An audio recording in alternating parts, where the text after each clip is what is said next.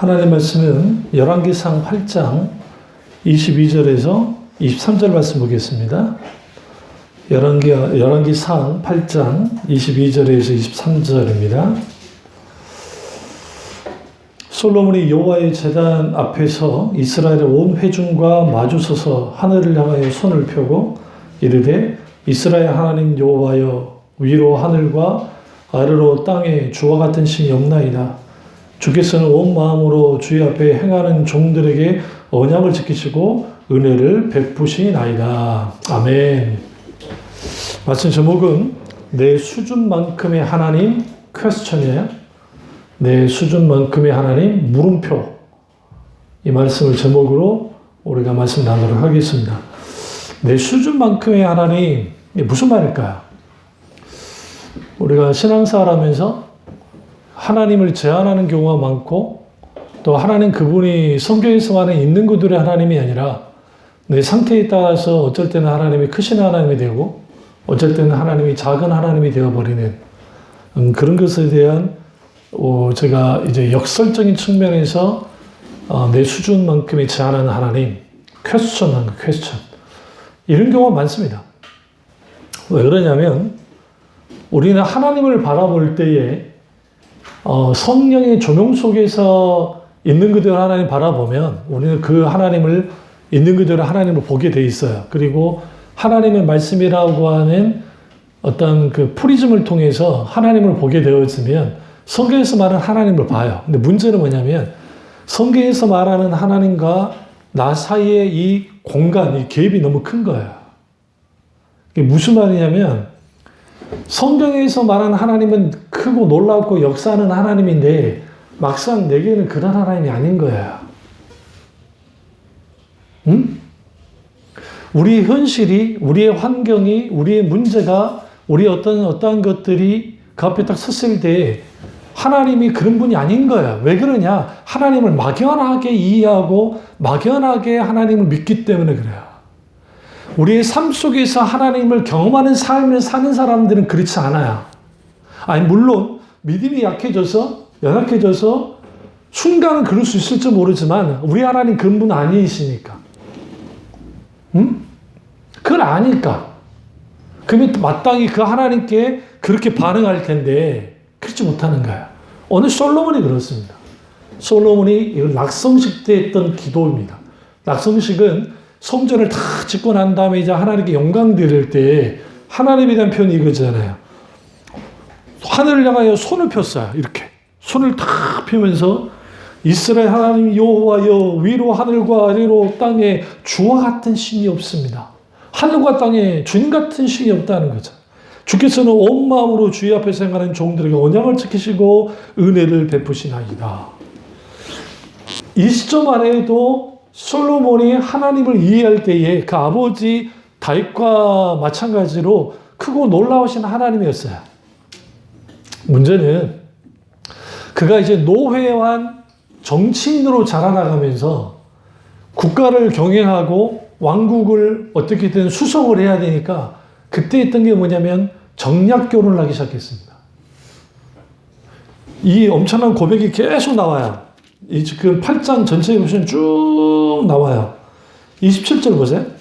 하나님의 크기를 이렇게 표현합니다. 그가 하나님이 참으로 땅에 거하시리이까 하늘과 하늘들의 하늘이라도 주를 용납하지 못하겠거늘 하물며 내가 건축한 이 성전이 오리이까.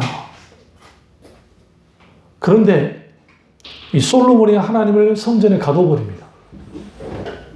이게 문제인 거예요. 하나님을 제한시켜버립니다. 하나님을 자기 수준만큼 땅에 떨어뜨려버려요. 영적으로 병들면 하나님 수준을 우리가 과감 없이 내 수준만큼 떨어뜨려버립니다. 이게 문제인 거야. 그러니까 내가 내 수준만큼의 하나님이 아닌데 내가 이 상태에 있으니까 하나님이 내 수준만큼의 하나님이라고 우리는 반응해버리는 거야. 그 대표적인 사건이 모세죠. 믿음이 대단한 사람 모세. 먹을 고기를 달라고 하는 이스라엘 백성들을 향해서 하나님인들 굉장히 중요해요. 하나님인들 이 200만 명을 어디서 고기를 먹이겠는가?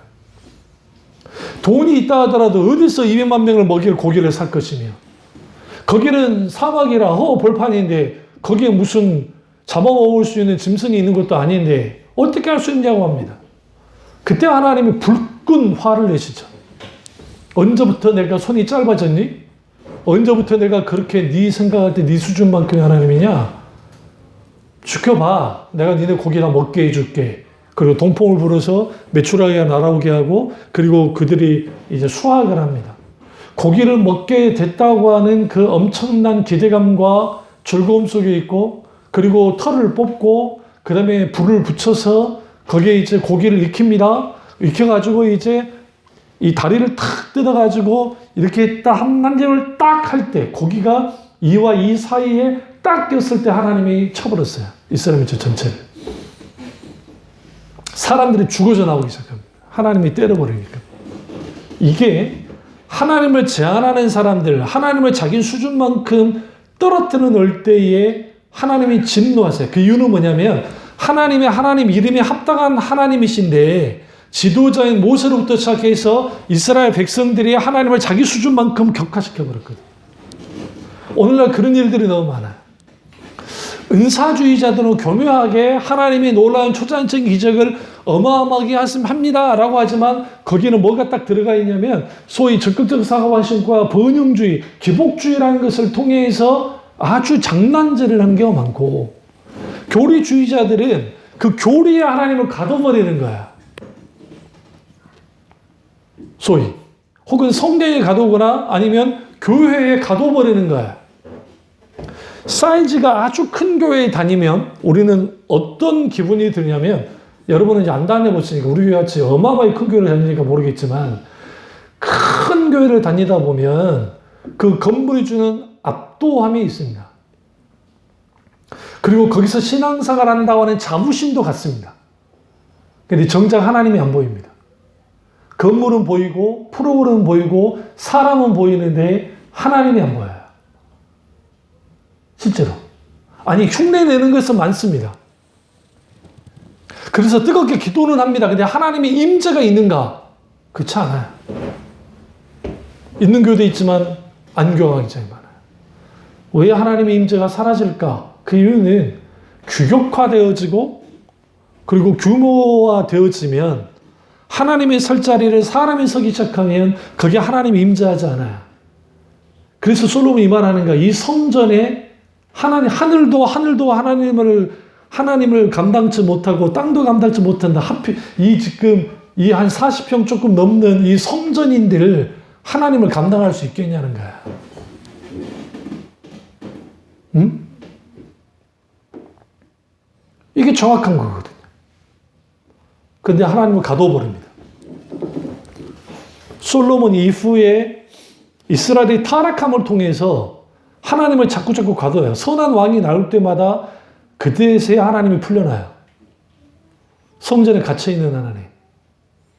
왜 성전에 가둬놨냐면 성전에 하나님이 계신다고 생각했으니까 번제나 그건 열심히 드려요. 그런데 실제적인 통치자는 하나님이 아니라 지들이 한 거예요. 자기들이.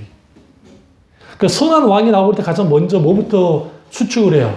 무너진 여호와의 제단부터 수축을 하잖아요. 성전을 청결하잖아요. 잘 보세요. 요시아가 성전을 청결했던 이유가 뭐냐면 그때서야 하나님이 풀려나요.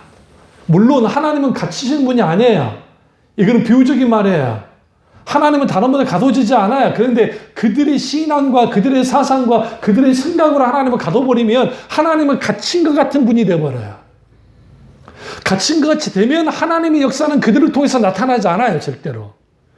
그래서 하나님이 어떻게 하시느냐? 선지자들 중에서도 왕궁 선지자가 아니라 외곽 선지자 혹은 야인과 같은 선지자들을 선택한 이유가 거기에 있는 거예요. 엘리야, 아모스, 나훔, 요나, 이런 선지자들이 다 외곽에 있는 선지자들이에요. 다시 말하면 이거죠. 그냥 이름 없는 선지자였어요. 그 시대에 이름 없는 선지자들. 왕궁에 붙어 먹어서 거기서 녹을 먹는 그런 선지자가 아닌, 궁정 선지자가 아닌, 밖에 이거 야성이 있는 선지자라는 표현을 쓰는데, 야성이 있는 그런 선지자들이 나와서 하나님의 길을 제시하고 하나님이 이런 분이라고 말하는 거야. 이게 굉장히 중요해요. 호세아가 말한 하나님, 아모스가 말한 하나님, 요나가 말한 하나님, 이런 하나님의 모습들이 있는 그대로 하나님이 계속적으로 드러나고 있단 말이에요. 그래서 선지자들은 철저하게 하나님을 있는 그대로의 모습 그대로 드러내면서 말씀 사역을 감당하는 거예요. 그러면 여러분은 하나님을 어디에다가 가둬두고 있습니까? 집에 가둬두십니까? 이 작은 교회에 가둬두십니까? 아니면 여러분의 마음속에 가둬두십니까?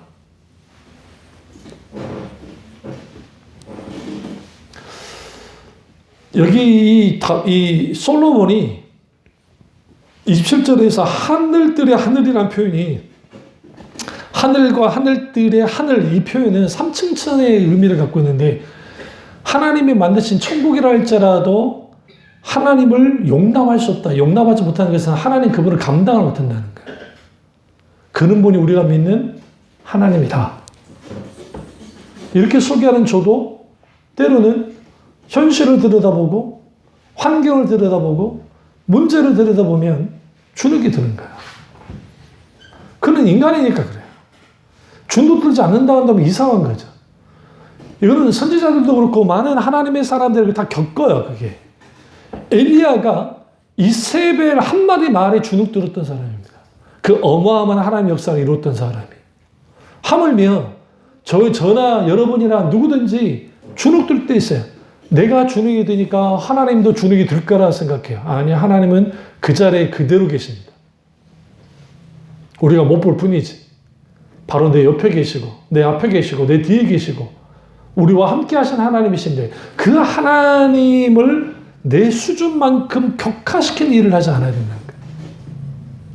근데 그런 일들 우리는 종종 많이 해요. 무엇을 통해서? 말을 통해서. 무엇을 통해서? 우리의 생각과 우리의 이런 것들을 통해서 근심, 걱정과 염려를 통해서 하나님을 제한시켜버려요. 그리고 이렇게 말합니다. 하나님이 늘 할 수 있을까야? 하나님도 못해. 이것에 대해서 하나님은 거룩한 하나님의 분노를 갖는 거죠. 이게 오늘날 우리 신앙에 있어서 가장 중요한 의미가 내가 하나님을 제한시키는가 아니면 나로 인해서 하나님이 제한을 받고 있지 않나 이걸 좀 들여다봐야 돼요. 그래서 성경을 보시면 하나님을 자기 수준만큼의 하나님으로 격화시키는 경우가 굉장히 많아요. 이 사람들마다 왜 그러냐면 우리가 믿는 하나님이 살아서 역사하는 하나님이신데 그 하나님이 있는 그대로 하나님을 내가 알고 그분과 친밀한 교제를 나누고 하루하루 하나님을 경험하는 삶을 살아나가면 괜찮은데 그게 아니고 관계적인 신앙이 아니라 기계적인 신앙을 갖게 될 때에 하나님은 분명히 커요. 그렇게 가르치니까 교리로. 알아요. 그들 말로도 하나님 크고 강다라고 그래요.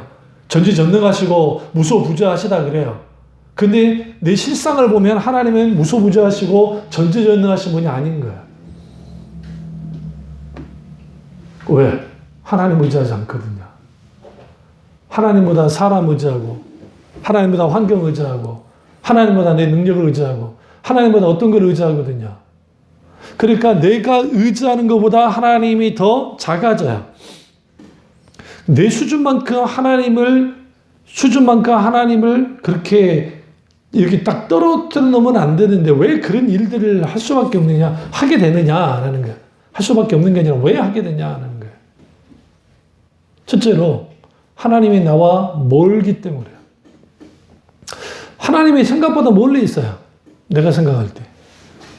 예배 드리거나 목사님 설교를 드릴 때는 하나님이 가까이 계시는 것 같은데 막상 내 삶의 현장에 있어 보면 하나님이 그렇게까지 가까이 있는 것 같지 않아요. 이 거리는 관계와 밀접한 그 관계, 그러니까 그러니까 어떤 대상, 1대1의 어떤 대상이 이 거리가 관계의 깊이를 척도를 가늠해요. 그러니까 그 코로나 때 입대했던 애들 있잖아요. 그 군인들, 애인 있는 군인들. 안 그래도 애인 있어도 군대 가면은 거꾸로 신발을 신는데, 고무신을 신는데, 그런데 코로나 때 참 대부분이 그때 다 헤어져요. 왜냐하면 일단 면회를 못 가잖아요.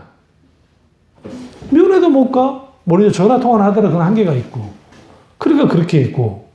또 뭐 외국으로 특별히 그 일본으로 우리 청년들이 취업을 많이 간다고 하는데 커플들이 있다가 일본이 입국을 막 막은 적 있잖아요. 2년인가 막았잖아요.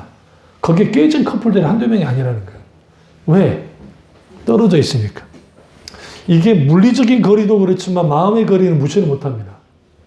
하나님과 나 사이에 마음의 거리가 멀어지면 멀어질수록 우리는 뭐 할 수밖에 없냐면 하나님 그분으로부터 내가 떨어져 나가 있는 상태가 돼요.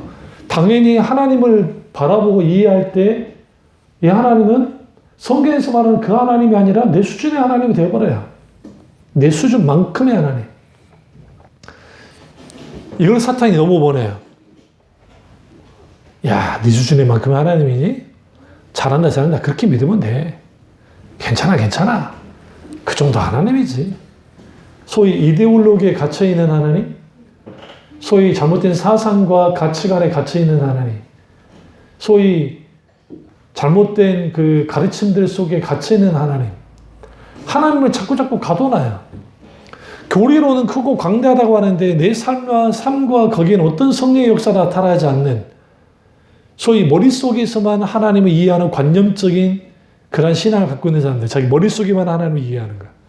내 삶의 현장에서 역사하시고 인도하시는 하나님을 경험하지 못하는. 그러니 하나님은 내 수준만큼밖에 안 되는 거죠. 그럼 그것을 뭐 결정된다? 거리. 그러니까 하나님과의 나의 거리가 어떠하냐에 따라서 하나님에 대한 나의 반응도 달라져요. 또 하나님이 내게 역사하는 그러한 것들에 대한 민감하게 반응 것도 달라요. 그래서 우리는 항상 하나님과 가까이에 있어야 돼요. 가까이. 주께 가까이 더 나갑니다. 뭐 그 찬양 있잖아요. 주께 더 가까이 나간다고. 왜? 우리가 주께 더 가까이 나가고 더 가까이 나가야 돼요. 그래야 들여다볼 수 있어요. 과거에 우리 지금 이제 은퇴하신 그 원로 목사님이, 내 모교회 목사님이 늘 장난스럽게 했던 말이 100m 미남. 100m 미남. 100m 떨어져서 목사님을 보면은 목사님이 미남이라는 거야. 그런데 이제, 목사님 잘생기셨어요. 근데 가까이 오면은 진짜 미남 미녀는 바로 앞에 있는 한 2, 3m 떨어졌을 때 보면은 그게 예쁘면 그건 진짜 미남 미녀. 근데 우리가 하나님이 100m 떨어지듯이 떨어져 있어요. 이 거리는 가까이 하기 너무 먼 당신의 거리예요. 그러니까 그 거리에 있는 하나님이니까 내 마음대로 하나님이 이런 분이야 저런 분이야 하고 생각하는 거야. 당연히 그렇게 되어지면 무슨 일이 벌어져요? 당연히 하나님에 대한 이해, 하나님께 기도할 때도 마찬가지고 하나님께 예배 드릴 때도 하나님께 찬양하고 하나님께 봉사하고 할 때에도 내 수준만큼이에요. 이렇게 하면 하나님이 기뻐하실 거야. 그 대표적인 게 그 호세아 시대 이스라엘 백성들 수많은 번제와 그다음에 수많은 제사를 드리면 하나님이 기뻐하실 줄 알았는데 하나님이 기뻐하지 않았어요. 오히려 하나님 원하는 게 그들 중심이라고. 그러니까 중심 없는 예배를 드림에도 불구하고 하나님은 받을 거라고 하는. 그러니까 오늘날 그 한국 교회 안에서 주일날 예배 드릴 때 내가 드린 예배를 하나님이 받으시지 않을 수도 있다는 생각을 하면서 예배 드리는 사람이 그렇게 많지 않아요. 왜? 하나님과 기계적 관계를 갖고 있기 때문에. 이걸 기계적인 은혜라는 표현을 써요. 이걸 이제 카톨릭이 만들어낸 건데, 교묘하게. 이게 좋게 말하면 불강력적인 은혜. 한가할 수 없는 내 상태와 내 어떤 거와 상관없이 하나님은 무조건 주시는 은혜가 있다. 그게 성례전을 통해서 주어진다는 거야. 카톨릭이. 그래서 무조건 미사할 때 성찬에 참여하면 돼. 그때 떡을 받아 먹을 때 하나님의 은혜가 막 주어진다는 거죠. 그러한 것들이 한국 교회 내에 오늘날 많은 교회들 속에서 그게 있어요. 그러니까 당연히 내가 하나님께 예배를 드려요. 내가 정성 드리든 내가 날롱 신자같이 드리든 어쨌든 드린 게 중요한 거야. 그러니까 그걸 막기 위해서 이제 정성을 들이십시오. 좀 더 열정적으로 예배 드리십시오 하면서 목사님들이 강조를 하면서 막 어떻게든 진짜 감동받는 예배, 감격하는 예배를 만들어내려고 하는데, 근데 그는 소위 감정 과잉으로 끝날 수가 있어요. 나를 위한 예배가 되어버린단 말이에요. 나를 위한 찬양이 되어지고, 나를 위한 봉사가 되어질 때에, 나를 위한 기도가 되어버리면 이게 주객이 다 전도되는 거예요. 그래서 우리가 하나님과의 거리, 이 거리는 굉장히 중요하고 그 거리가 관계의 질을 완전히 이걸 결정지니까 그래서 하나님과 가까이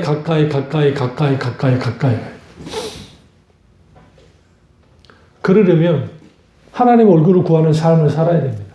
매 순간순간. 여러분이 속상하고 힘들 때 하나님 날 불쌍히 여겨주세요. 긍휼히 여겨주세요. 함께 해주세요. 기도하세요. 답답할수록 내 마음이 숨쉬기 힘들 만큼의 마음이 눌려질 때 하나님 내 마음 아시잖아요. 내 마음이 이러해요. 주님 이 마음을 받아달라고. 이 마음을 만져달라고. 하나님 함께 해달라고. 주님 마음 내게 달라고. 그렇게 기도하며 나아갈 때 그때 하나님의 마음이 부어지면 내 마음이 녹아지기 시작해요. 이해할 수 없는 기쁨이 주어지죠.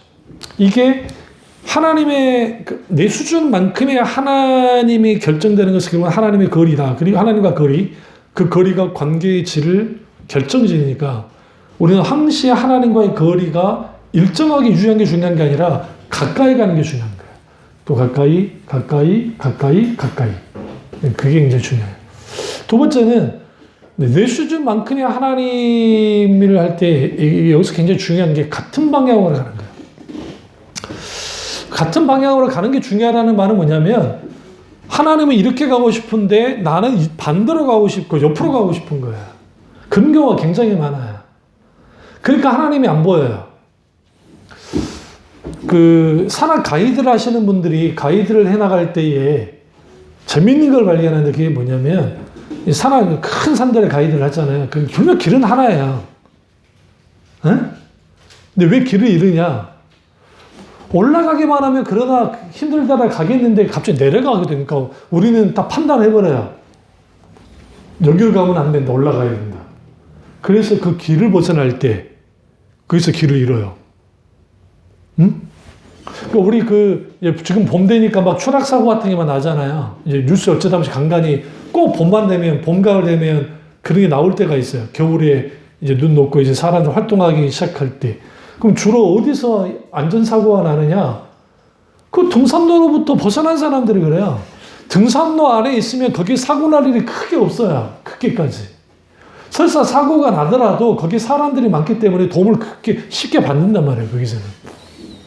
근데 우리가 방향을 잡을 때에 내가 내 모든 지식을 동원하고 내 생각, 경험을 동원해서 이렇게 하면 될 것 같아 라고 잡아다 놓고 하나님 이렇게 해주세요.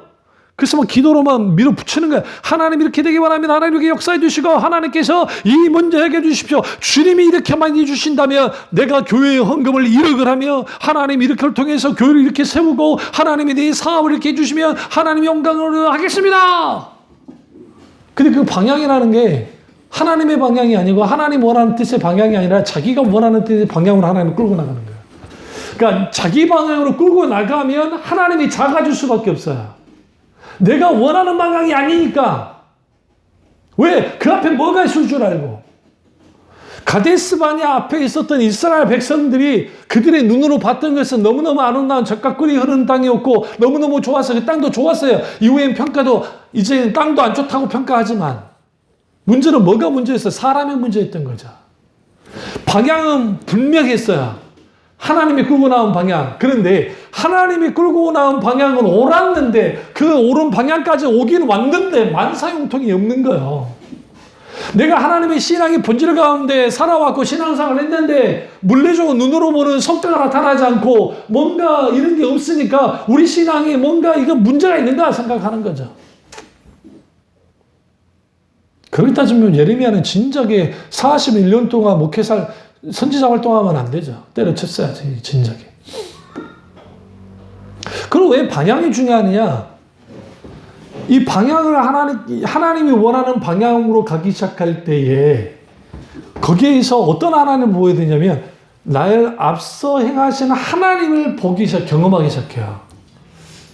나보다 앞서 행하신 하나님. 그 하나님을 경험을 해야 내 수준만큼의 하나님이 아니라 성경에서 말하는 하나님을 경험하는 삶이 가능해요. 그래서 중요한 것은 방향이 중요해요. 속도가 중요한 게 아니에요. 많은 사람들이 속도를 굉장히 중요시 여겨요. 어떻게든 속도가 빨라야 돼. 그래서 빨리빨리 처리돼야 돼. 이번에 이 위에 좀 정리하면서 삼성 센스 기억나세요? 노트북? 몰라요? 이제 옛날 사람 아닌 것처럼 동안에 이따만하게 무거운 거 있어요. 무식한 노트북이 있어요, 센스. 그러니까 그게 뭐 486 정도 될까? 아주 오래된 거야. 무겁기는 얼마나 무거운데. 근데 그런 노트북 좋아해요. 왜냐하면 지금은 하도 반도체가 발전해가지고 노트북도 경량화되고 하잖아요. 근데 옛날 것들은 무거운데 거기에 뭐가 많이 들어있어요? 부품이 많이 들어있어요. 그러니까 이 사람들은 부품을 해야 되잖아요. 그러니까 이거가 뜯어가지고 하면은 부품값이 더 나오거든. 그래서 뭐 기판 하나에 뭐 2,000원 막 그래요. 페이지 아무리 주워보세요. 그거 하나가 커요. 그러니까 그거 막 좋아하거든. 근데 내가 그걸 보면서 뭘 느꼈냐면, 야, 기술 변화가 이렇게 바꿔놨나? 야, 참, 이게 상상이 안 되는구나, 이게. 마찬가지로 그 시대의 컴퓨터보다 지금 컴퓨터는 엄청난 속도입니다. 저나 여러분이나 처음 초등학교 때, 그때 386도 안 해요. 그냥 그 컴퓨터 나왔을 때 그걸로 막 바둑도 두고 막 그랬거든, 우리끼리. 아니, 저 오목도 하고. 도수 기억나세요? 도수 딱 열어가지고. 그거는 구시대의 유물 아닙니까? 근데 그때는 얼마나 대단한, 세상에 이런 게 있어. 타잡아둔 우리가 컴퓨터를 보니까 80년도에. 지금은 속도가 엄청나게 빨라졌죠. 근데 속도는 빨라졌는데 문제는 그 속도만큼 방향이 또 옳은 것인가? 그건 또 별개의 문제라는 거야. 신앙에서 가장 큰 핵심은 하나님이 원하는 방향으로 계속적으로 가면 되는 거야. 넘어지고 쓰러지더라도 상관없어요. 그 길을 묵묵히 가면 결국은 주님이 원하는 길로 가게 되어져 있는데 그게 안 되어지면 우린 지름길을 찾아요. 여기를 지름길 신앙이라 그래요. 그래서 사람들한테 무엇을 제시해 주냐면 하나님은 크고 강대하시고 능력 있는 하나님이에요.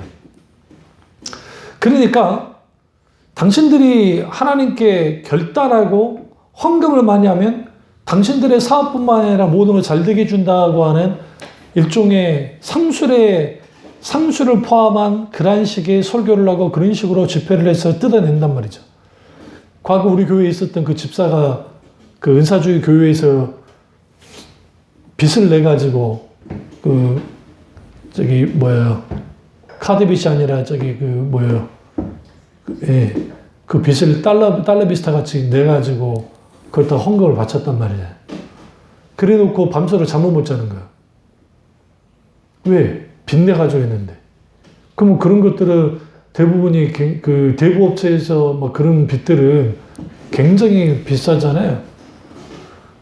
그래서 달라고도 못하겠어. 하나님이 벌 줄까봐. 나랑 뭐 그렇게 안치도 하지 않는데 그 부인 되시는 집사님이 나한테 와서 상담하고 간 거 아닙니까? 그때 제가 했던 말이 이거예요. 첫째, 하나님은 그런 헌금 안 받으신다. 첫 번째. 그렇기 때문에 문제될 게 없다. 뭐 소원으로 돼. 그건 소원이 아니라 그것은 하나님과 거래하는 거지. 그러니까 걱정하지 말고 달라고 하시라고. 걱정하지 마시고. 하나님의 벌을 내리진 않을 거니까. 기계적으로 소원이라고 생각하면 큰 오산이에요. 소원에 대한 이해가 잘못되어 있어, 한국교회가. 소원. 응? 그리고 명세. 예수님 맹세하지 말라 했으니까. 이게 잘못되어 있으니까 그래요. 소원은 자원하면 하는 거야. 분위기에 따라서 하는 게 아니에요. 믿음에 의한 소원은 반드시 지켜야 되겠죠, 하나님 앞에. 그게 아닐 때는 이거는 그냥 소위 말하는 종교적인 장난행위예요. 이걸 종교 놀이라고 하는데 종교 유희예요. 그래놓고 좀 돌아다니면서 예수 믿으러 돌아다니며 그렇게 전도하고 다녀. 그 사람이. 그 사람이 믿는 하나님과 우리가 믿는 하나님은 전혀 달라요. 종교적인 경험이 있을지 몰라. 근데 그건 종교 안에 갇혀 있는 하나님이야. 하나님은 그런 식의 하나님이 아니라고요, 절대로. 근데 그런 게 보편적이에요, 은사주의 교회들이. 그래서 은사주의적인 교회 여자 목사든 그런 목사들이 헌금을 잘 빼기 때문에 그래서 건물들이 커요. 왜냐하면 헌금들을 많이 하게 해가지고 하니까. 그리고 그러면 사탕 발림을 해야 하잖아요. 미끼로 던져야 되잖아요. 그러니까 하나님은 무엇인지 기도하면 무엇인지 다 들어주시고 뭐든지 하나님이 사업에 그러나 그게 결단에 나온 자들에게 하나님 이 복이 보호한다. 그러면 과거에 권사님 세대에 또 제가 전도사 세대에 그때 교회들마다 건축을 앞두고 있을 때 싸구려 부흥강사들을 불러다가 소원시키잖아요. 누구 집사 1,000만 원, 누구 집사 500만 원, 누구 집사 100만 원 헌금씩 소원을 시키잖아요. 그래 놓고 그 부흥강사하고 담임 목사가 딜을 해가지고 거기에 뭐 20분의 1을 나한테 준다. 부흥강사한테. 아니면 부흥회를 할 때 얼마나 헌금을 많이 이렇게 소원도 하고 들어온 거에 따라서 그 플러스 알파로 수고비를 주겠다는 식으로 그게 흔했다고요. 그게 여러분이 과거에 다녔던 교회 그 목사님도 그렇게 했어요. 난 누구라 말하지 않겠지만. 제가 그것 때문에 분개했는데. 근데 그게 그 목사님만 그러는 게 아니고 한국교회에 그게 파다야. 마치 그게 하나님을 향한 헌신이라고 하면서 하나님을 이용하려고 하는. 그러니까 일종의 속도경쟁을 하는 거야. 어떤 속도냐면 방향보다는 이렇게 함을 통해서 교회 건축하면 하나님께 영광이 되는 것이 아닌가. 그래서 그 방향으로 가는 거야. 그래서 소위 알박기부터 해가지고 그렇게 해서 교회를 건축한들 그게 하나님 영광을 받으시겠냐고요. 그래서 우리가 하나님을 내 수준만큼 딱 묶어두는 가장 좋은 방법은 내가 마음대로 하는 거야. 내 방향으로 가고 하나님이 따라오라고 하면 돼요. 문제는 하나님이 안 따라오니까 문제야. 그러니까 하나님이 안 따라오시지 당연히. 네가 나를 따라오라고 그러죠. 그럼 거기에서 갈등이 생겨요. 그러니까 여기에 필요한 게 뭐냐? 그러면 하나님을 대체할 게 필요해. 그게 우상이에요. 근데 중요한 건 그 우상 숭배가 우리는 이렇게 착각하라고 했어요. 모양을 만들고 형태를 만든 것만 우상이 아니라 하나님보다 더 의지하는 게 우상이거든요. 그러니까 더 살아가는 게 거기에 지배를 받고 거기에 영향을 받고 거기에 이끌려가니까. 그러니까 그거를 겸하해서 하나님 대체품으로 가져가고 그 대신 하나님을 떠나면 또 이게 좀 껄쩍지근해. 그러니까 적당히 하나님이 나와 관계 속에 들어오도록 만드는 거예요. 일정한 거리를 두는 거예요. 그리고 신앙생활에 나가요. 당연히 그런 사람들의 하나님은 자기 수준만큼의 하나님이에요. 수준만큼. 자기 수준만큼의 하나님이니까 자기가 생각할 때 옳으면 하나님도 옳다고 생각하는 그 대담한 담력을 가져요. 하나님의 말씀에 비추어 봐서, 하나님의 기준에 비추어 봐서, 하나님의 다름질에 비추어 봐서 옳으면 옳은 건데 자기 기준으로 옳으면 옳은 거야. 하나님도 옳은 거야. 그러니까 기도할 때 누가 봐도 기도 내용 자체는 죄는 아닌데 죄 짓는 걸 놓고 기도하진 않잖아요. 내 사업을 놓고 기도하고 자식을 놓고 기도하는 건 뭐가 문제가 되겠어요. 그런데 우리는 기도할 때에 너무나 많은 거 덮어놓고 기도한 경우가 많고 우리가 소원하는 것을 가지고 기도한 것 자체는 잘못한 거 우리의 소원을 들어주시는 하나님이니까. 근데 그 소원도 하나님 앞에 뭐가 필요해요? 분별이 필요해요.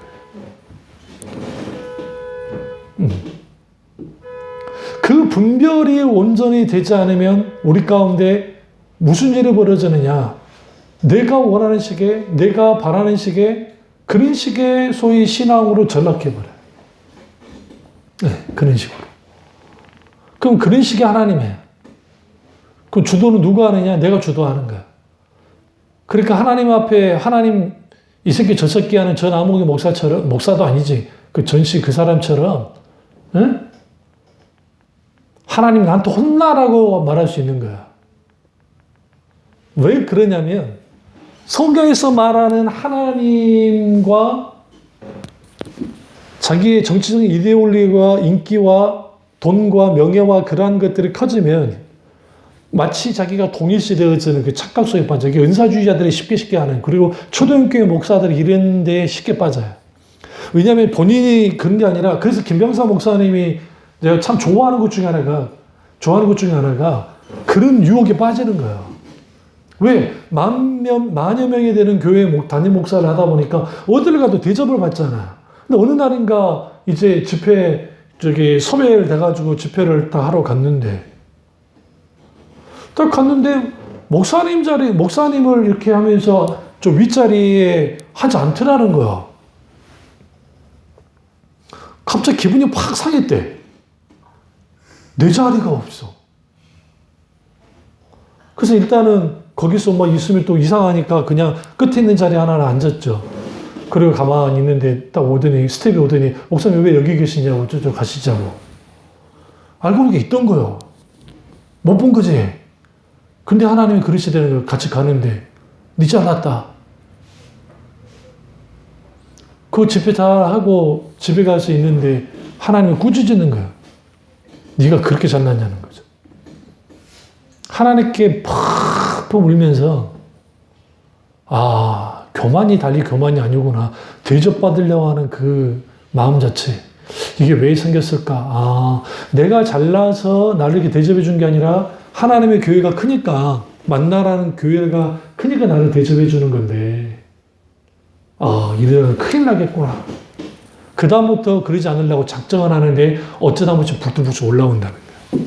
근데 그것을 알고 계속 누르는, 그런 분들이 귀한 분들이죠. 정말. 마찬가지예요. 우리가 믿는 하나님, 우리의 방향이 하나님과 같은 방향을 보고 있어야 하나님의 길이 보이고, 그리고 하나님 그분이 발걸음이 보여요. 내 앞서 가신 하나님의 발걸음을 보이고 그 발걸음을 따라가는 거야. 그 걸음을 따라갔던 사람들이 선지자고 사도들이고 초대교회 성도들이에요. 우리는 그 길을 따라가는 거야. 그래서 시공간을 초월해서 우리 21세기에 살고 있지만 우리의 신앙은 사도들의 신앙과 선지자들의 신앙을, 예수님 그분의 신앙을 그대로 갖고 가는 거야. 그리고 시대가 많이 이제 문명이 발전하고 하니까 각기 있긴 하지만 우리가 하나님 말씀의 세계관을 가지고 가치관을 가지고 이 부분을 분별해 나갈 때, 그리고 하루하루 살아가게 될 때 우리는 하나님을 우리 수준의 하나님으로 격화시키는 일은 없어요. 그러니까 저도 기도하다가 힘들 때가 뭐냐면 하나님을 아니까 그런 기도를 못해. 이게 문제야. 응? 하나님을 아니까. 하나님. 몇 번이라고요? 5번, 6번, 6번. 빨리 써요, 여러분. 17번, 23번, 29번, 36번. 어? 아, 39번. 로또 번호입니다, 이번 주. 기억하시는 자, 그대로 순종해란 말이에요. 어? 그럼 하나님이, 주여, 몇 번입니까? 안 돼요. 절대로. 왜? 우리 하나님 그런 하나님이 아니니까. 어? 그래서 우리가 하나님 그분을 이해할 때에 내가 믿고 있는 하나님이 살아서 역사하는 하나님이라는 사실, 그렇다고 한다면 내 상태와 환경과 그것에 따라서 움직여지는 하나님은 아니고, 하나님은 어제나 영원토록, 오늘이나 영원토록 동일하신 하나님이니까 그 동일하신 하나님과 같은 방향으로 가면 되는 거예요. 마지막 세 번째는 내 수준만큼의 하나님을 이렇게 하지 않으려면 내 앞에 있는 그 문제의 벽, 그러니까 벽 앞에 우리는 당당하게 서야 돼요. 그러니까 문제 앞에 당당하게 서야 돼요. 문제의 벽 앞에. 이게 굉장히 중요합니다. 왜냐하면 사탄은 자꾸만 우리 앞에 있는 장벽을 두면서 믿음의 길을 못 가게 막거든요. 벽 앞에 섰을 때에 하나님에 대한 우리의 평가가 나와요. 문제라는 벽 앞에 섰을 때. 그러니까 이스라엘 백성들에게 있어서 문제의 벽 앞에 섰을 때에 하나님은 홍해를 건널 수 있게 하는 하나님이 아니에요. 가나안 땅을 들어가게 할 만한 하나님도 아니었던 거야. 이게 그러잖아요. 광야 1세대가. 그런데 20세 이상은 다 죽고 40년이 흐르고 난 다음에 또 똑같은 문제 앞에 서는 거야. 이제 중앙산지로 해가지고 이제 킹스로드로 가는데, 왕의 길로 가는데, 그 전에 우리는 이제 여리고 전쟁이, 우리는 착각하는 게 그 가나안 정복 전쟁이 첫 서전이라고 생각하는, 그렇지 않아요. 첫 전쟁은 아니고 이미 그 전쟁은 이미 5, 6년 전에 일어났어요. 그래서 그 지역에 있는, 그러니까 가나안 그 7족속을 도울 만한 나라들을 깨부십니다. 도시국가들을. 하나님의 명령을 가지고. 그래서 실제로 깨부셔서 나와요. 그리고 여리고 평자 앞에 선 거예요. 근데 이제 중요한 거는 그 여리고 성은 굉장히 큰 성이거든요. 그 벽 앞에 딱 섰어요. 그때 정탐꾼 이제 2명을 보낸 거죠. 이 교훈이 된 거예요. 사고기 많으면 배가 산으로 간다.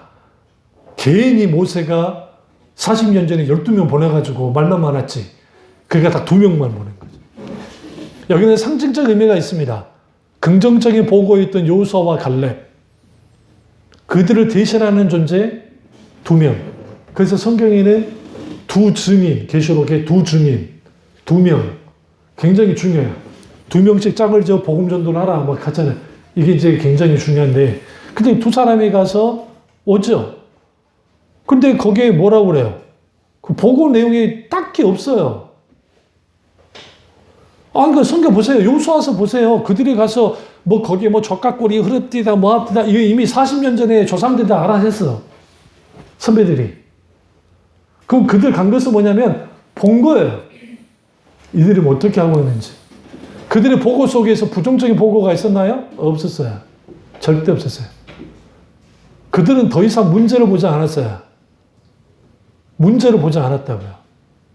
그들은 뭐예요? 하나님을 봤어요. 그는 어떻게 할 수 있냐면 하나님이 똑같은 방법을 써요. 그러니까 방법보다는 그 비슷한 방법을 쓰시는데, 그게 뭐냐면 너희는 가만히 있어 주가 하신 일을 보라 하고 홍해 앞에서 그랬잖아요. 여리고성이 무너지는 게 마치 홍해가 갈라진 것과 똑같은 상황이었어요. 그래서 하나님이 요구한 게 딱 하나 있죠. 홍해 앞에서는 모세가 뭐였어요? 손을 펴서, 지팡이 든 손을 펴면 돼 있고, 밤새도록 바람이 불어서 홍해가 갈라졌잖아요. 그리고 거기에 누구를 멸절시켰죠? 이집트 군대를 멸절시킨 것처럼 이번에는 하나님이 6째 날까지 하루에, 총 7째 날이죠. 6째 날까지는 하루에 한 바퀴씩만 돌게 하고, 7째 날에는 7바퀴를 돌고 함성을 지르라는 거예요. 그 대신 침묵 명령이 있었어요.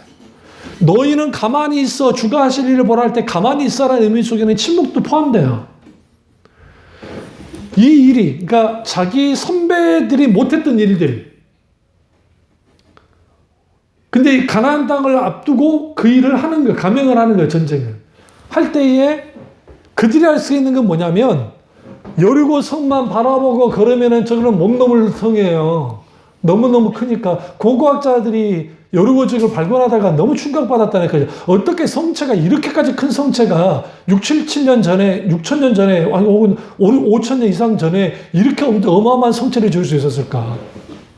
이건 난공불락의 요새라 이거를 뛰어넘는 게 쉽지 않을 거라는 거죠. 근데 실제로 뭐 했어요?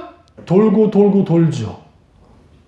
어떤 하나님을 믿고 여리고성을 무너뜨릴 하나님.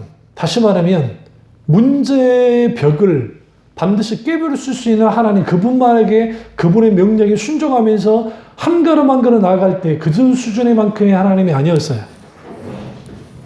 하나님은 즉각 뭐 했죠? 하나님은 크게 역사를 하시죠. 그리고 그를 통해서 무슨 일이 벌어져요? 여리고가 무너졌어요. 그러나 아이성은요, 여기서 사람들이 착각하는 거, 영적으로 대단한 승리를 하게 되어지면 자기들 수준에 보니까 우리 수준이 너무 강해, 저도 수준 보니까 너무 약해, 우리 이길 수 있다고 생각하고 기도도 하지 않고 가요. 여호수아가. 그러니까 요수아가 기도해야 될 만큼, 혼자 나와서 기도해야 될 만큼 여리고성은 대단했단 말이죠. 그래서 하나님의 인도를 따라왔죠. 그래서 문제를 뛰어넘었단 말이에요. 문제 앞에 주눅들지 않고. 그러나 우리가 자주 넘어지는 것은 우리 앞에 적은 문제, 별거 아닌 것 같이 느껴지는 것들이 우리를 쓰러뜨리게 만들어요. 그게 아이성이에요. 그래서 그렇게 되어지면 우리 수준만큼의 역사만 나타나요. 그래서 결국은 패배해요. 마찬가지로 우리가 내 수준만큼의 하나님이 아니라 하나님 수준만큼의 하나님을 내가 믿으려면 우리는 하나님과의 거리를 좁혀야 돼. 어떤 경우에도 좁혀서 깊은 관계 속에 들어가야 되고, 그리고 방향이 하나님과 함께 같은 방향으로 가야 되고, 우리 앞에 있는 가로막고 있는 담, 가로막고 있는 벽, 가로막고 있는 문제의 어떤 것들, 그것에 대하여 주눅들 필요 없어요. 왜? 주님이 인도하는 대로, 말씀하신 대로 순종하게 나아가면 여리고성이 무너지는 겁니다. 부셔지는 겁니다. 그리고 그게 진정한 하나님의 승리가 있습니다. 이 사실을 깨닫고 하나님의 놀랍고 놀라운 하나님의 놀라운 역사가 저와 여러분에게 있기를 주님으로 축원합니다. 기도하겠습니다. 기도하실 때 이 말씀이 나의 말씀이자 우리 말씀대로 제가 기도하겠습니다. 사랑해 주셔서